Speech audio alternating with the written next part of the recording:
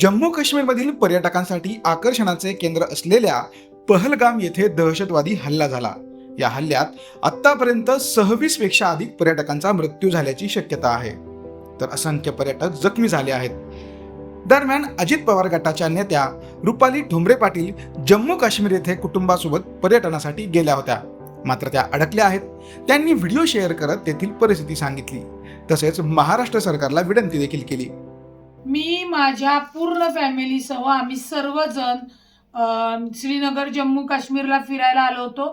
आजचा हल्ला झाल्यानंतर इथले पर्यटक प्रचंड घाबरलेले आहेत आणि आम्ही सर्वजण सुरक्षित आहोत, परंतु पर्यटक एवढे घाबरलेले आहेत की काही पर्यटक आजच आलेले आहेत, काही 2 वाजता पहलगामवरनं निघालेले आहेत आणि 2:30 वाजता ही घटना घडलेली आहे।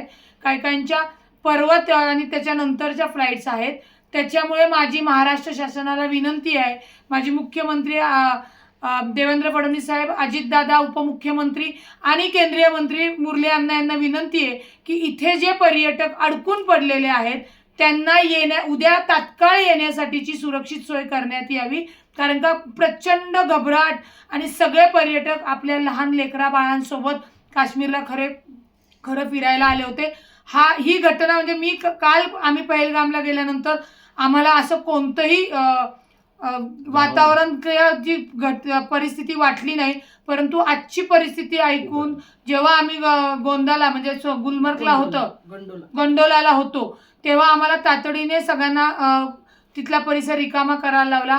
माझी कृपया महाराष्ट्र शासनाला विनंती आहे, जे इथे महाराष्ट्र, कर्नाटक, गुजरात ही जी सगळी पर्यटक जवळजवळ 80 ते 90% आहेत आणि ती इथे अडकून पडलेली आहेत, प्रचंड घाबरलेली आहेत, त्यांना उद्या तातडीने सुरक्षित मध्ये विमानतळावर नेऊन आपल्या राज्यामध्ये येण्यासाठीची जी विमान सेवा असेल ती त्वरित तयार करून द्यावी अशी माझी विनंती आहे।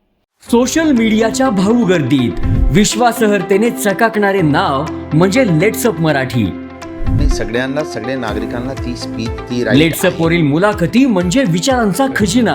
त्यानंतरच्या निवडणुकीमध्ये मला सोडून गेले। बातम्या केवळ वस्तुस्थिती सांगणाऱ्या, न प्रोपगंडा, फक्त जनतेचा अजेंडा। क्योंकि आने वाला कल जाने वाला है, जाने वाला कल आने वाला है। राजकारण, मनोरंजन असो की क्रीडा क्षेत्र, महाराष्ट्राची स्पंदने संवेदनशीलतेने टिपणारे माध्यम म्हणजे लेट्सअप मराठी।